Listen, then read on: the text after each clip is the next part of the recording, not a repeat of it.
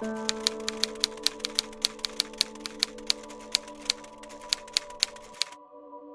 personally think they've been around for years, and they're documenting what's going on Earth.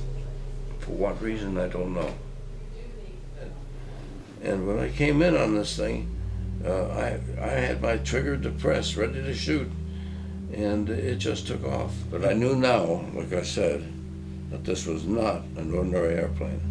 This is something far beyond anything we're on, even on the drawing board. Mach 10. No way. I'm sure that the Russians have incidents like this, and I'm sure that others. I know that there have been reported from Peru and Argentina and other countries, and even Iran had one that they talked about. So, you know, this is too universal to be a singular incident. This is just one of many. If there is a reason for closing it and putting it secret, it's because they're afraid that people will panic, because, you know, they're afraid of aliens and the War of the Worlds and things like that. I don't think that's the case, because I don't see any hostile intent in anything they've done so far. Britain's Ministry of Defense has released 4,500 declassified pages of UFO sightings in British airspace. Beginning on page 295, the Milton Torres order to shoot down a UFO is finally verified after 52 years of silence. Retired Major Dr. Milton Torres, Ph.D., U.S. Air Force top jet fighter pilot, decorated Vietnam hero, and professor of civil engineering, is the only person in the world known to have been ordered to shoot down a UFO. This is his story. This is a model of my F-86D in England with all the same markings that I had in England, with the checkerboard squadron that was in with the Queen. And this was the 86D with the radome here, and the rocket pod is here holding 24 rockets, and that's what I was supposed to shoot down the UFO with. And this is my favorite airplane. When I first came to Manston, the first thing we had to do was to, quote, transition to the new airplane. Well, I was already transitioned. I was trained at Perrin Air Force Base in Texas, which did nothing but train F-86D pilots. Okay, when I got there, we had everybody in the squadron had to get up to speed at the same level. We fired rocketry at Tripoli. We did all kinds of things. Once we finally knew what we were doing, so they say, they put us on alert. That we had to take a share of the alert. This is for the RAF and the USAF, depending on which airplanes were on duty. We would be on alert, waiting to be scrambled. Now, the scrambles usually were nothing more than some airliner that was lost, or somebody up there that was in trouble, and they wanted us to come up and lead them in. That's usually what happened. When I got this scramble, this is a different story. We were at the end of the runway in our alert shack, waiting for a scramble order, and I got it. It was somewhere near midnight. I don't remember the exact time, but it was very close to midnight. I scrambled, we got into the airplane and took off. The minute I took off, I checked into the GCI site, which was given to me when I took off, and the GCI advised me, pick up a heading of 120 and go gate, which I was already at gate, which means going to afterburner all the way. The soup was so thick, you couldn't see any lights, you couldn't see anything. It was a set of clouds that went from the ground up to 32,000 feet, and I couldn't see a thing. It was one of these pea soup fogs that they had in England at the time. And during these pea soup fogs, this is when they were burning coal mostly in England, and therefore the fogs were really tough. So anyway, the minute I got airborne, there was actually, before I got airborne, they indicated this would be a hot fire measure. Hot fire? I turned and it says, you will be ordered to fire 24 rockets. Well, that's a very heavy order, the kind of order that you demand an authentication. So I picked up my little matrix and went through the authentication procedure, and I looked down, and they gave me 2 letters. They said, yes, this is our problem. That means I have to fire. From that moment on, it was, I didn't know what to hope. This was either a Russian or some aircraft that they wanted to shoot down. Were you afraid that you were going to cause World War III? First, my first concern was, Jesus, this is the first shot of World War III. I didn't want to hear that, but nevertheless, that's what ran through my mind. I just went through the motions. I was ordered to fire on this machine, and I was going to fire on it. I was going to salvo rockets, 24 of them. That was my orders, 24 rockets. That's the whole load of shot. So, as far as I was concerned, that was my orders, and that's all I was going to do. And being a good fighter pilot, I thought anyway, I'm going to obey my orders. And just salute and say, yes, sir, and proceed ahead. I had no idea what it was. So we continued on the mission. I selected the rockets. I was ready to go. They advised me to turn on a heading. There'd be a firing. We actually made what they call an intern vector. So that means my wingman was about 5 miles behind me. We would turn on the same vector, and we would come into this, whatever it was, bomber or whatever. They advised me, look on your port side at about 15 miles. That's where it's at. Sure enough, there it was.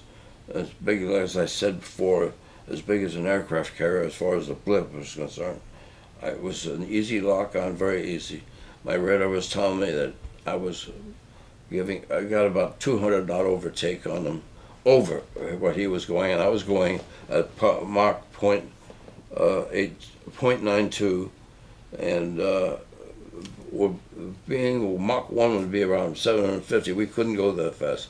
At any rate, I had a solid lock, and now came in the target, and it gives you a circle on the radar, and in that circle, they have another little circle, and it has the Jizzle band. The Jizzle band is the band you see on the radar when it goes round and round, except in our case it was held still because I was locked on. Anyway, as I was going in, I looked up there, my overtake was holding at about 250 to 300 knots, somewhere in that neighborhood, closure rate. And then all of a sudden, I got started to shrink. This means I'm going to tell him. I said, Judy, which means to them that I've got the complete intercept on my own. I'm ready to fire. I pulled the trigger, and nothing happened. But it was coming in, and just about 2 or 3 seconds to go. It's supposed to go into a flat line, where I just put the dot on the line, and the radar takes over all computations and fires the missiles if I have it depressed. Well, that didn't happen. Next thing I know, I look up, I see the Jizzle band was in center, and this blip was going straight north, straight away from me, and away from me, and it was going at I estimate Mach 10, because it was so fast. And the RAF told me this time that we've lost our target. He went off our radar completely, and we have a 250-mile scope, and he's gone. And I said, well, he's gone with me too. He's out of range. I'm returning and going home. So I did, and they vectored me to home plate. At any rate, that's when they told me that call me on the landline, and I got the rest of the information on the landline. Then they told me that the British were sending somebody down from London to debrief me, and that's all that happened that day. I landed, went home. The next morning I went to work, and this guy, the spook, comes in, and Ron Kane brings him to me, and I had no idea who he was or what. Anyway, he flashed a card that wasn't national security, but it was an official government bag. And so I expected it might be CIA. Who knows what it was? He was a spook, that's all I knew. So I told him the whole story, and he told me, in no uncertain terms, don't tell anybody, this has been declared top secret, and if you open your mouth to anybody, that includes your commander or your wingmen or anybody else, if you open up your mouth to anybody and it says, we'll get you off of flying status. That was enough for me to be quiet for the rest of the time.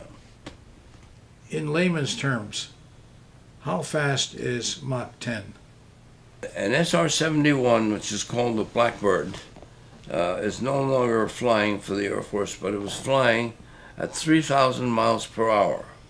Mach 10 is more than like 10,000 miles an hour, 10 times the speed of sound. My Blackbird couldn't fly that, and nothing on the drawing board that we've got now can fly that, except maybe the shuttle as it goes through the atmosphere. So those airplanes, those missiles, would go very high speeds, but not like this one, because this UFO was able to stop and orbit over the ground, come from great speeds to a sudden stop that would kill us. With inertia, we would be strained to the straps, so to speak, with that kind of speed. Yet it could accelerate to 10,000 in no time at all. So this means it's something beyond our propulsion systems. Now, I can imagine in the future that they have magnetic propulsion systems based on gravitation of spheres, such as Jupiter and Venus and Mars and what have you. But we don't have that system yet until we're able to harness the gravitational pull. We won't be able to do that. These people are doing something with their propulsion system that we haven't been able to do as yet. That doesn't mean we won't. We probably will. They're ready to go on. But Mach 10 is extremely high speed. Listen, I don't know what this alien spacecraft is made of. Last I heard, it was very light. However, we don't have the materials at this time, but we will have, because in the case of the SR-71, those materials were not together. They would leak fuel all the time, and the only thing you had to do is turn the engines on, and then everything. When you go those speeds, those plates would seal itself, and that's beyond us, beyond anything we're doing yet, except for I don't know about Mach 10. I don't know what Mach they're going to be able to go to. I don't even guess anymore. But it means it takes a lot of good engineering.